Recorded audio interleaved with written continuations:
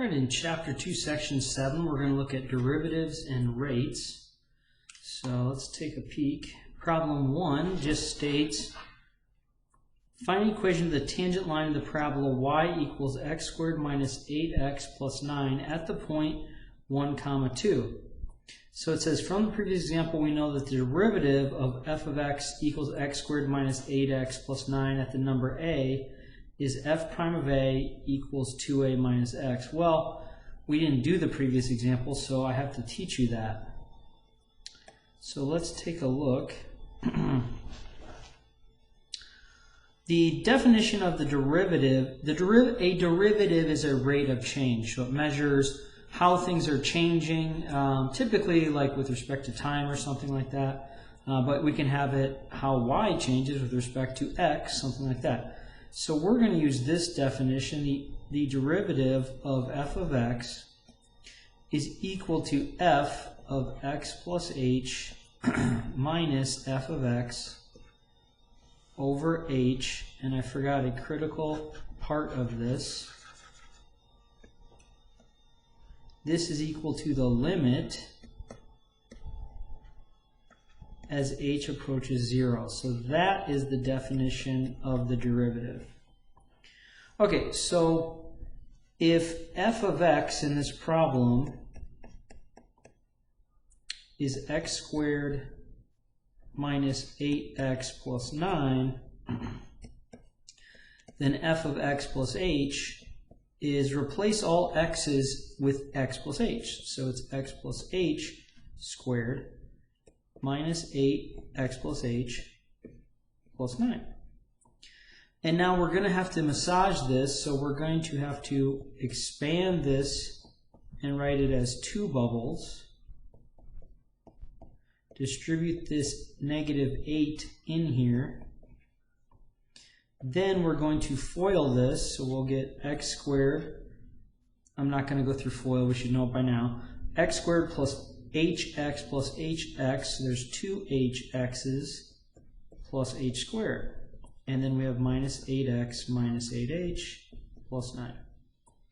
Okay, now we're going to plug, let's see if I can use color to help us here. This one is f of x plus h.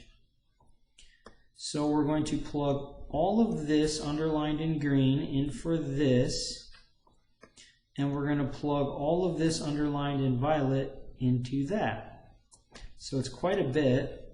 So it's going to be f prime of x equals the limit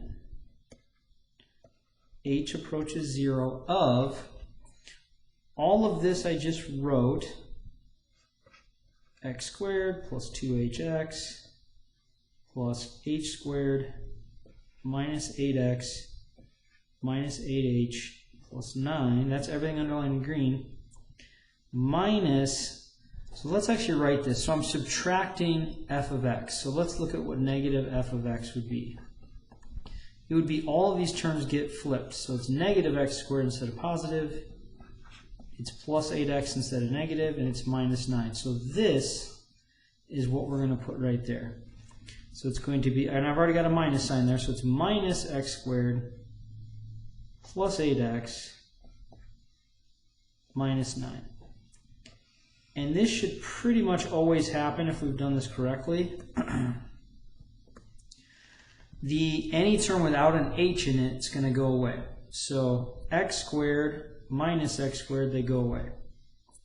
2hx doesn't have anything to counteract it. H squared minus 8x will cancel with plus 8x. And then plus 9 will cancel with minus 9. Okay, let me do a few steps here. Then this, let me use a different color. Then all the terms now have an h in it. 1h, 2 h's, 1h. 1h. So there's at least 1h in every term, so we can cancel 1h from every term. So we're going to say this h is going to completely go away, this h is going to go away, these 2 h's are going to become 1, and this h is going to completely go away. So, I'm running out of room here, that's why I'm being a little careful.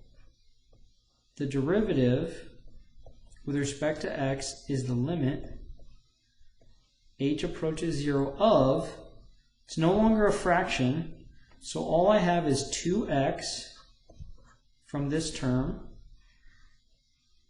plus 1h minus 8. So I had this 1h left, and I had this minus 8 left. That was it out of all that.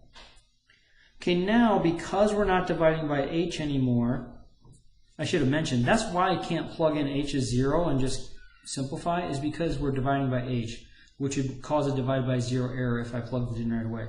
But now I can plug in 0 for h right here, and we're going to get, the limit goes away, f prime of x equals 2x minus 8. Okay, so that's what they got here. Then they said, oh, if I evaluate that at a, so if I plug in a for x, this is 2a minus 8. Honestly, that right there is pretty much the entire lesson. So just doing these steps, we're going to do over and over again, so I know it's confusing now, but I'm hoping if we do 4 or 5 of these, it'll start to make sense. Okay, so the derivative is 2a minus 8, where a can be any number we pick. Okay, so let's get rid of all that and go back to what the problem stated. So we found f of x, we found its derivative, plugged in a. Therefore, the slope of the tangent line at 1, 2 is, so this is a now, a is 1. So they plug in 1 into this equation right here, and they get 2 times 1 minus 8, which is negative 6. Okay, then they're going to use just point slope form equation that says, if I'm trying to find the equation of a line, it's y minus y1 equals slope x minus x1. And the point they gave us was 1, 2. So we have the point 1, 2, which is x1, y1. So we plug that in, and we're going to get y minus 2 equals m. What is m? So this negative 6 is the slope. So we're in essence trying to find this, the equation of this violet line right here. We're trying to find that equation. And its slope is negative 6. So we have minus 6x minus x1 is 1. So we distribute that minus 6, double negative, add 2 to both sides, and we'll get y equals negative 6x plus 8. And these are just the intermediate steps that I just showed over here. Simplifies to that. But what does all this mean? Okay, what does this mean? We have this equation right here. So f of x is x squared minus 8x plus 9. That is just a parabola. In fact, that parabola is this blue line right here. Well, the derivative at any given point is a tangent line. It's a line that touches that graph at only one spot. So at the point 1, 2, which is right here, this is 1, 2. We want to find this violet line that's going to touch that blue curve once and only once, and it touches exactly at 1, 2. And we can find that this is going to cross the x-axis at the y-axis at 8, and it has a slope of negative 6. So this down and over is minus 6 and 1. So that's the slope. And that is another interpretation of a derivative. So a derivative is the slope of a line that is tangent to the original curve. So it touches it at one spot. Okay, I know there's a lot there, so we'll keep practicing and see how this is going to work. Okay, so this video he's going to talk more about stuff. So it says the derivative of a function at a point is the slope of the tangent line at the point. That's literally the words I just said. So if I have any generic curve,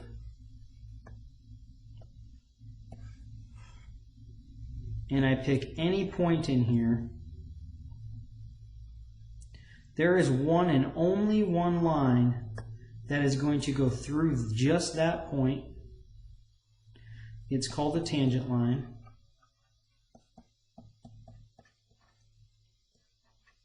And that tangent line has to have a slope to it, a rise over run. So here's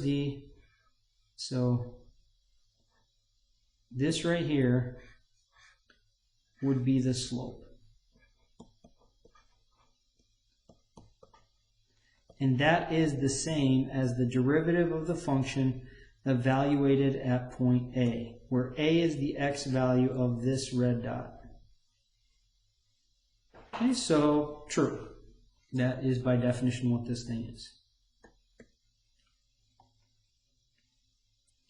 Okay, so he's going to talk more about, he's going to have a drawing here. It says, the function of f is increasing on an interval. The derivative of the function should be positive on that interval.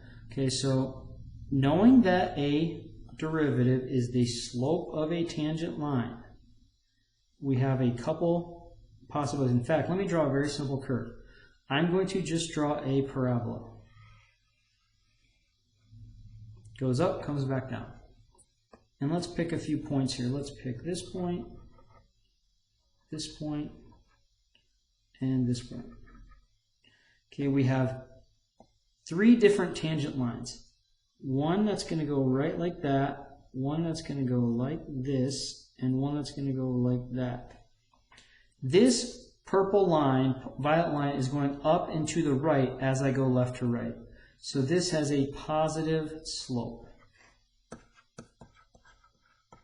or positive derivative at that point A. So that slope is positive. This slope, because it's going down and to the right, is going to be negative. So to go down, you have to have a negative y value. And so I'm always looking at this from left to right. So as I go left to right, this one's going up. As I go left to right, this one is going down. And then this one's interesting. At this peak, the slope of that tangent line is 0. So it's flat. And that's going to come into play quite a bit in future sections, this idea. So we'll expand on that more. I won't say much about it right now, other than at this hump, the slope of the tangent line is 0. Okay, so these are all slopes.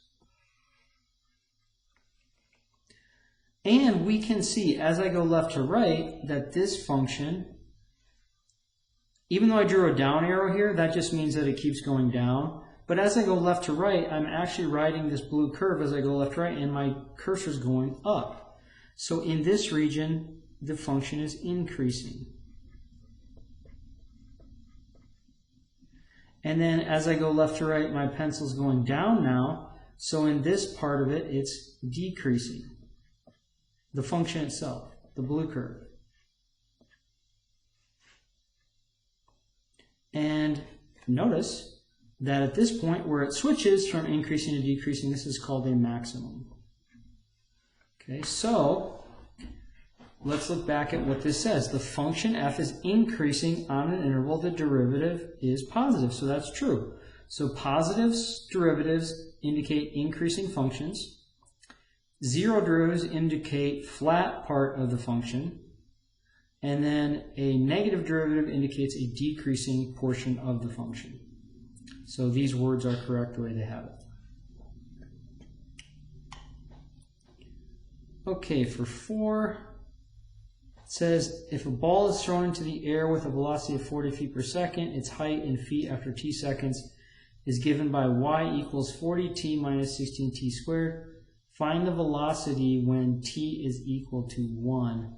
So if we have y equal to 40t minus 16t squared, this is called position. So that models the position of this ball. And it's a parabola, so if you were to graph this, it would look something like this. So the ball is thrown, it goes up, it comes back down. What we want is the velocity. So it turns out that the velocity is the derivative of the position. So we have to find the derivative of that function. Well, we have to go back and let's call this f of x, and we're going to call this f prime of x. Well, to find the derivative, we need that equation. Let me write it over here kind of small. F prime of x is the limit as h approaches 0 of f of x plus h minus f of x all divided by h. So we need f of x plus h. I'm going to run out of room quickly on this. I get they're using t. It actually doesn't matter, so I can use t or x. So if, let me just go with t. Okay, so let me pause this and clean it up. Okay, so x's have been replaced with t's because they use t in here. So f of t plus h would be 40 t plus h minus 16t plus h squared. And we would have to FOIL that. So we distribute the 40 into the t and the h, we get 40t plus 40h minus 16t squared minus 32ht minus 16h squared. So I did not show the FOIL step there. If you FOIL this and distribute minus 16, you will get these three terms. Okay, now from that we are subtracting f of t. So let me write right below it, negative f of t. Negative f of t would be flipping this 40t and this minus 16t. So it's going to become minus 40t, and it's become plus 16t squared. And when you add these, you're going to get 40h. So in essence, these cancel, and we'll have 40h minus 32ht minus 16h squared. Okay, and this is, so that's the numerator. We just found this. We have to divide all that by h, and we have to take the limit as h approaches 0. Okay, but now, just like before, and this should happen every time if you do this right, 1h cancels, 1h cancels, 1h cancels one of those two h's. So now we have the limit as h approaches 0 of 40 minus 32t minus 16h. And now we can plug in h as 0 because it no longer divides by 0, causes a divide by 0 error. And that whole term is going to be wiped out because of that. So this whole thing is just going to equal 40 minus 32t. Now, that is the derivative of the function of y. So we call this y prime. And that is one of many ways that we call a derivative.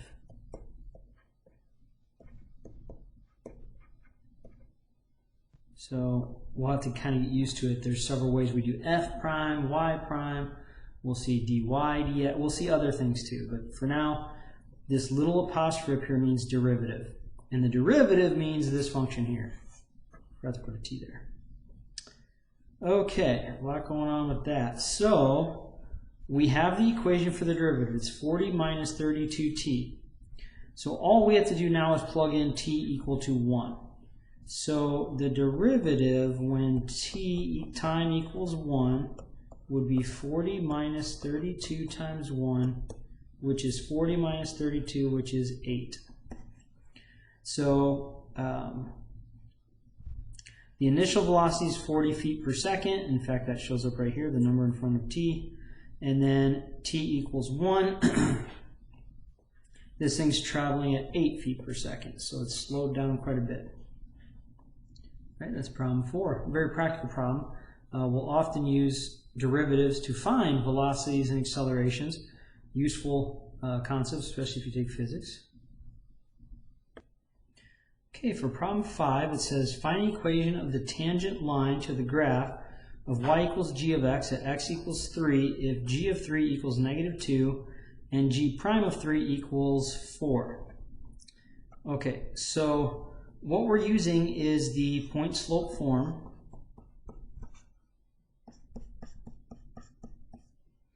And they gave us y1. y1 is the y value when x is 3. So this -2 is y1.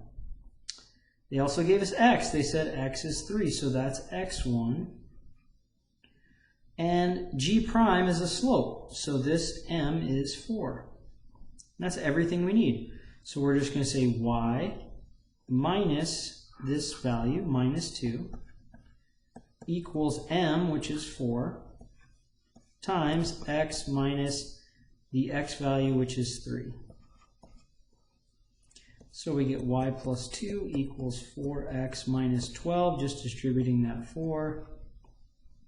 Subtract 2 from both sides, we'll get 4x minus 14. So that's the equation of the tangent line for whatever curve. In fact, we don't even know it, they didn't give it to us. Okay, so that one's not too bad, just a couple plug-in chugs. 6. So it says g of x equals x squared minus 7x plus 7.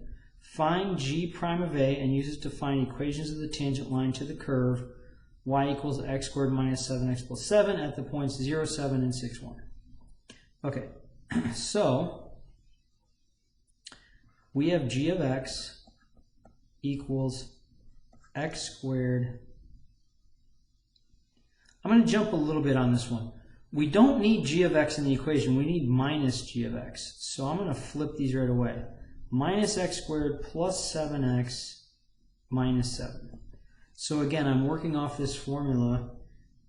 If I'm using g as my variable, g prime of x is the limit as h approaches 0 of g of x plus h minus g of x all over h. And we just found this whole part. So 1/3 of the equation is filled in, or 1/2, because h is just going to stay the same. Okay, so we now have to find the hard part. This is always the hard part in these problems.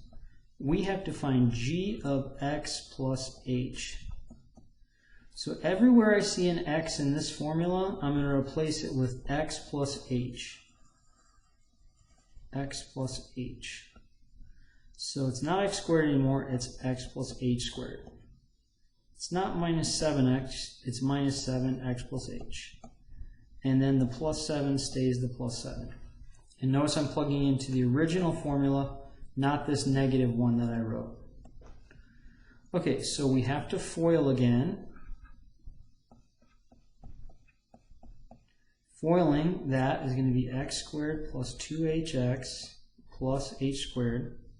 Then distribute that minus 7, minus 7x, minus 7h, plus 7. Okay, so that is going to replace, all of that's going to replace this right here. So let's write it. We have g prime, limit, h approaches 0 of all of this stuff. So let me write it, x squared plus 2hx plus h squared minus 7x minus 7h plus 7. Then I'm going to replace this part with this violet stuff. So it's minus x squared plus 7x minus 7 all divided by h. Okay, now if we did this right, any non-h term should go away. So x squared positive is going to cancel with minus x squared. Minus 7x is going to cancel with positive 7x. Plus 7 is going to cancel with minus 7. So I will show this intermediate result because there's a lot here. G prime of x will equal the limit as h approaches 0 of 2hx plus h squared minus 7h, and I guess that's it. Everything else went away. Divided by h. Well, every term has an h, and this is the only reason I can do this because every single term has an h. So basically, get rid of one h in every term, including the denominator.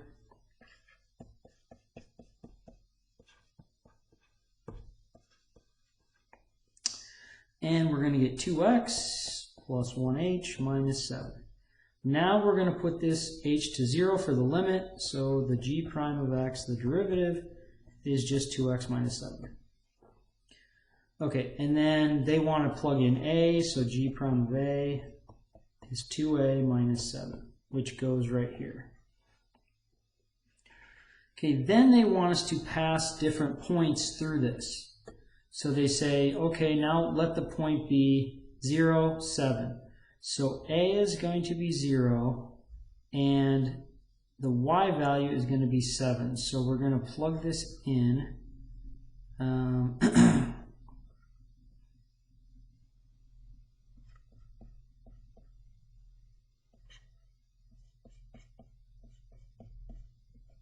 So it's interesting, this point serves 2 points. It's a, but it's also x1.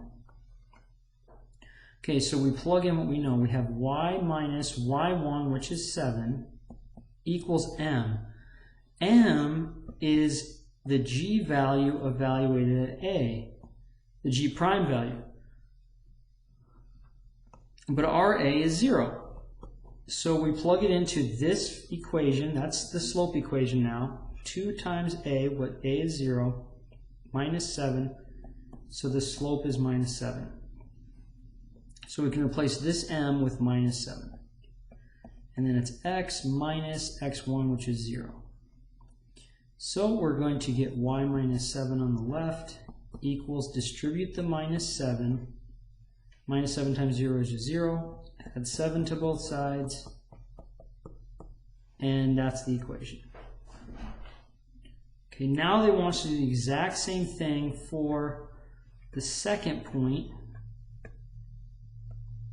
So they give us a is now 6, which is also x1, and the y value is 1. I should have said this y1. I didn't write that last time, that's a y1.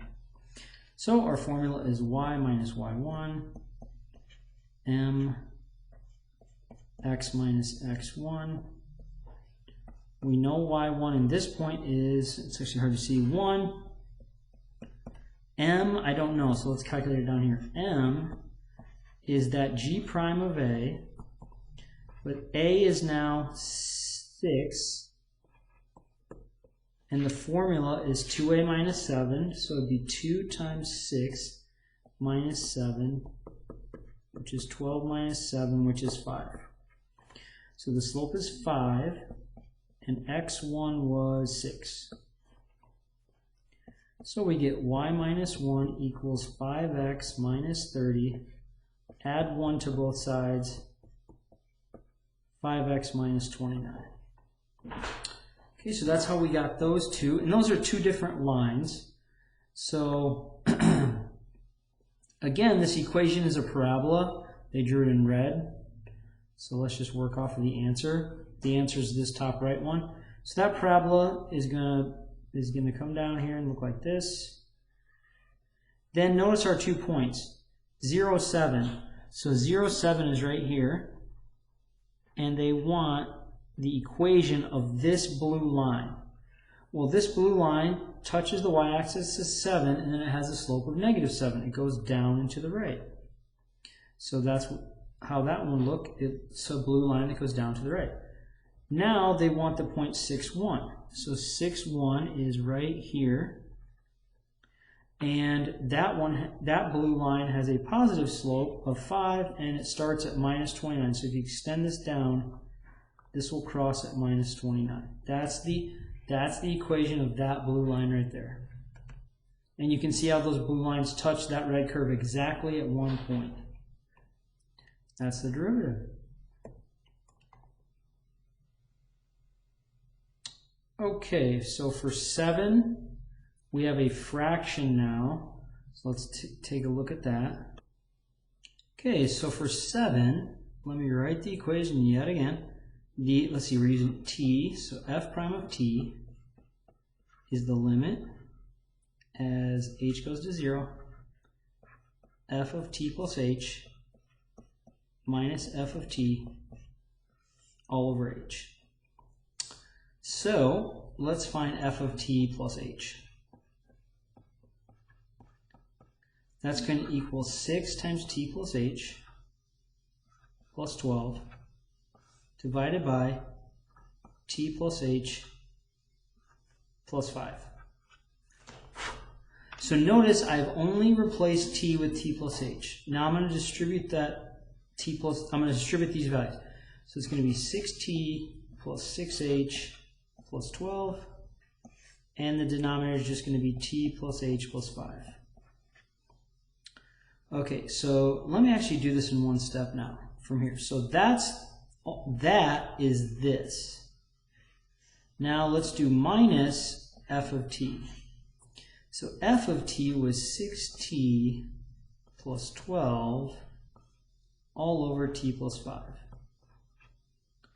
And all of this is being divided by h. Just to save space, let me write it like that.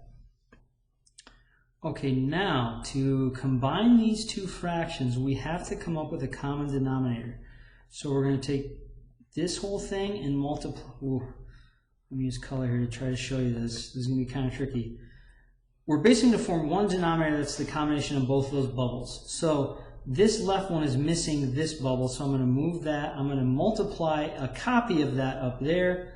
And then this fraction is missing this larger bubble, so I'm going to multiply a copy of that up here. And we're going to combine a bunch of stuff over this common denominator. So we're going to get, so it's going to be 6t times t, so we're going to get 6t squared plus 6t times 5, 30t, plus 6h times t, plus 6h times 5, 30h. Plus 12 times t, plus 12 times 5, 60. So all of those terms is just multiplying the top left by the bottom right. Now, we're going to do the same thing with these three terms and these two terms up here with this minus sign. So it's going to be minus 6t times c, 6t squared. Actually, let me do it this way. Minus 12 times t, minus 12t. Minus 6t times h, minus 6ht, minus 12 times h, minus 12h, minus 6t times 5, minus 30t. Might have enough room. Minus 12 times 5. 60 times. Where was I? Oh, I lost track. I should get 1, 2, 3, 4, 5. I should get 6 terms. Yes, minus 30t minus 12 times 5 is minus 60. That is the top. The bottom are these two bubbles just pushed together. Don't worry about multiplying them out.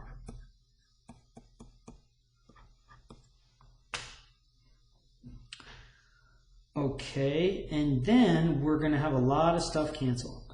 So we're going to get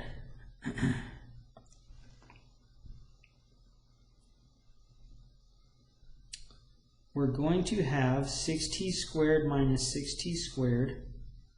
We're going to have 30t minus 30t, 6ht minus 6ht.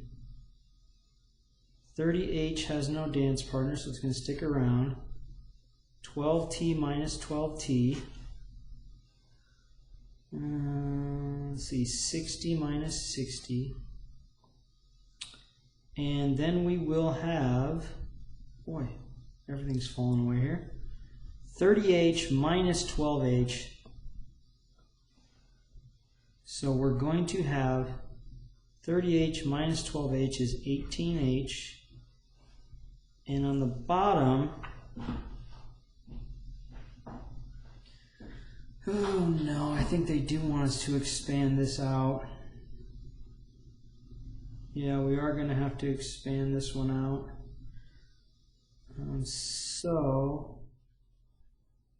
No, we're not. Okay, so I forgot.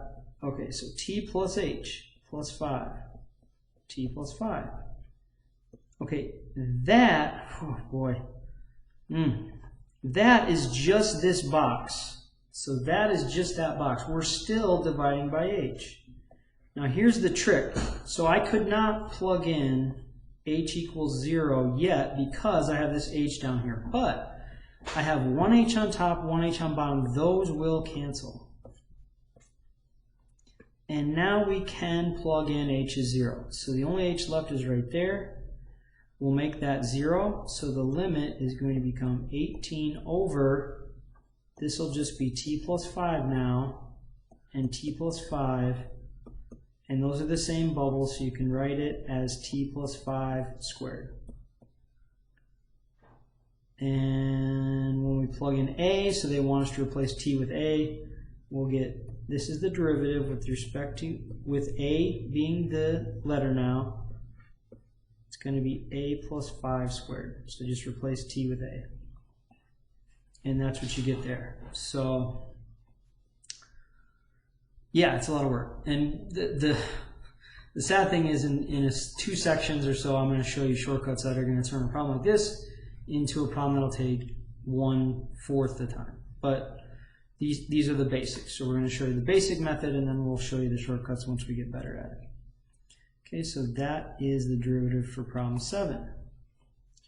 Okay, so for problem 8, it says the limit represents the derivative of some function f at some number a, states such an f and an a. So clearly the derivative says it's x plus h minus f of x. So clearly the function is cosine. So the plus h is right there. X is, in this case, looks like to be pi. So the only way this could have been plus 1 is if negative f of x equals 1. Well, the function is, we believe it to be cosine of pi. So negative f of x has to equal 1. So what is cosine pi? If you look on unit circle, cosine of pi is negative 1. So this would be 1 equals 1. Therefore, it must be true that the function is cosine pi. Or cosine x, where they've replaced x with pi. So that would be this one right here. Okay, so if you just kind of do a little mental gymnastics there, you can logic out what that had to have been.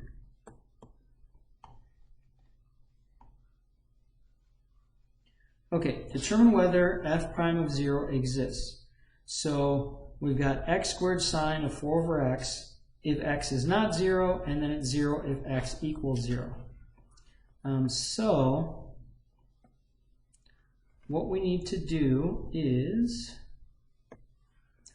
we are going to find the derivative of this and see if it exists when you plug in 0. So we have f of x equals x squared sine 4 over x. And we need to find f of x plus h, which would be x plus h squared sine 4 over x plus h. Okay, so we have the limit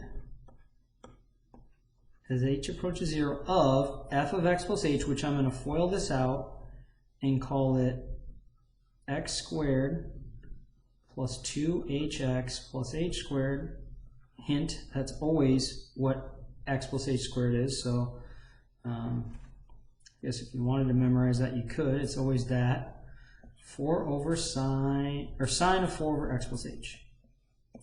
Then it's minus x squared sine 4 over x. Okay, all divided by h. And what we're going to get is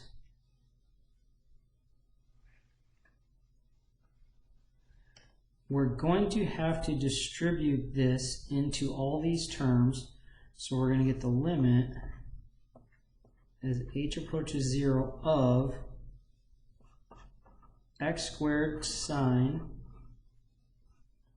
4 over x plus h plus 2hx sine 4 over x plus h plus h squared sine 4 over x plus h. Then it's minus x squared sine 4 over x, all divided by h. Okay, so we plug this into the derivative formula, and this one will break down because there is no way to change these two to be the same. If these two were the same, then we could cancel this one and this one, but they're not the same and you can't make it. So you can't add a plus h down to this one without changing it fundamentally, so you can't cancel these. So how are we going to do this? We're going to do this one by graphing it with Desmos, and we're going to look at it, just look at the graph. Okay, so let's set up Desmos. Okay, so you can see the function is x squared times sine of 4 over x, and we want to see if the derivative exists when x is 0. So as you zoom in, you will see that this thing oscillates a lot, but the limit will exist because the limit from both sides is approaching 0. So as we're getting to from both sides, left and right, this function is approaching 0. So we would say this does exist. Okay, find f prime of a for this function. Okay, so this one will work in our old-fashioned formula. F prime of x, okay, they're using x, perfect, equals the limit, h approaches 0, f of x plus h minus f of x divided by h. Okay, so we need f of x plus h. This is going to be 1 over the square root of x plus h plus 5. Okay, so then from that, we're going to subtract the original function, which is 1 over the square root of x plus 5, and all of that is divided by h. So I'm going to write this horizontally to save the precious vertical space. Okay, now just like before, we have two fractions. To make these two fractions combine, we need a common denominator. So we're just going to push these two bottoms together. But to do that, I need to take this bottom right and multiply a copy of it up into there, and take this bottom left and multiply a copy of it up into there. So we are going to get,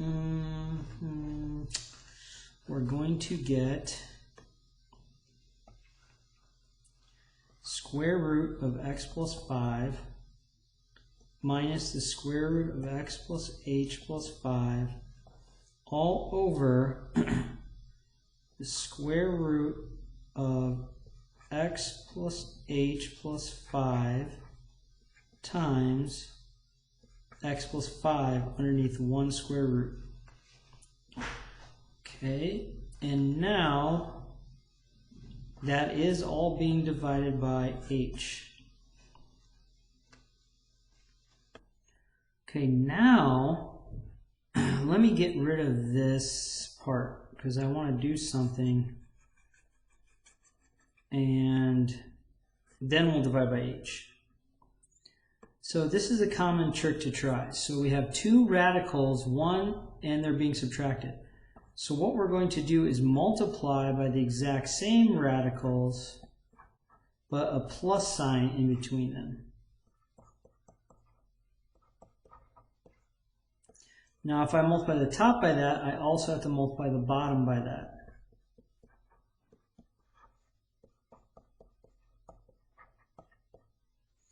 Okay, now we have to FOIL. So we're going to get the first term is square root x plus 5 times square root of x plus 5, which is just x plus 5.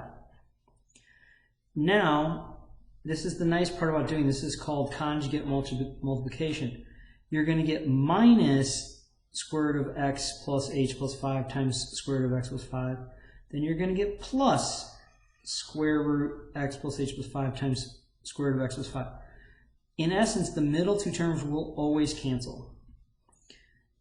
One's minus, one's plus. So all you have to do is multiply the first two and their radical just goes away.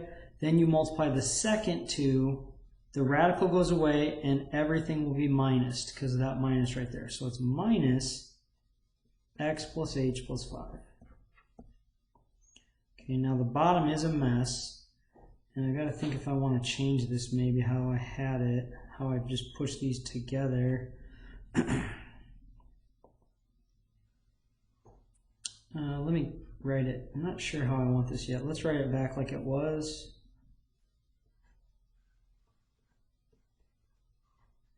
And then that's all going to be multiplied by x plus 5 plus x plus h plus 5.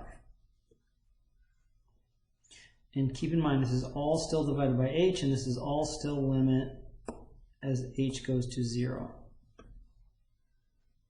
Okay, now I want to do some of this without expanding everything because otherwise it's going to be real messy. So if you look at this, you have x minus x. So that x and this minus x are going to cancel.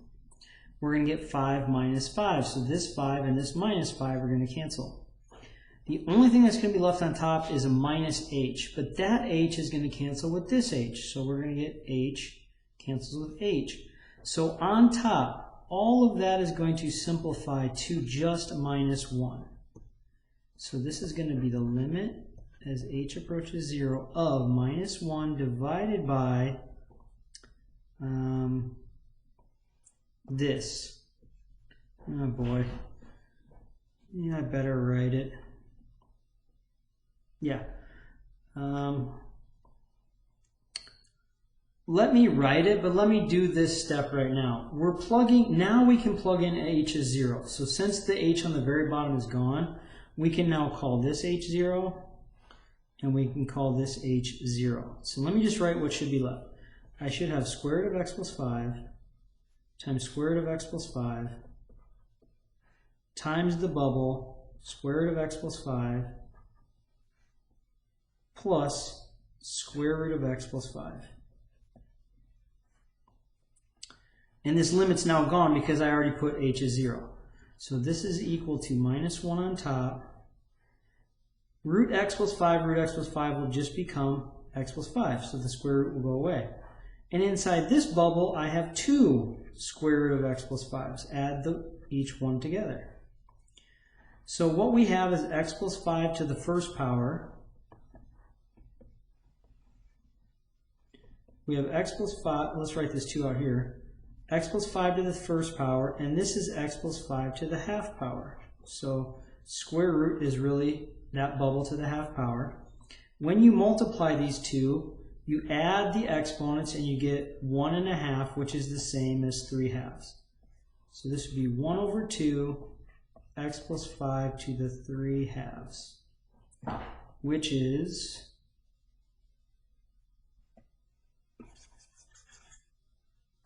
another way to write 3 halves is to write this bubble to the third and then divide by 2 is a square root symbol. So this is the same as 2 square root x plus 5 to the third. So writing something, a fractional power, it's the second root of this thing to the third. So this top number in the fraction stays on the bubble, and then this 2 would be the square root. We don't usually write this 2 out here, but that's what it is. Okay, so that goes there. Okay, and that will complete section 2.7.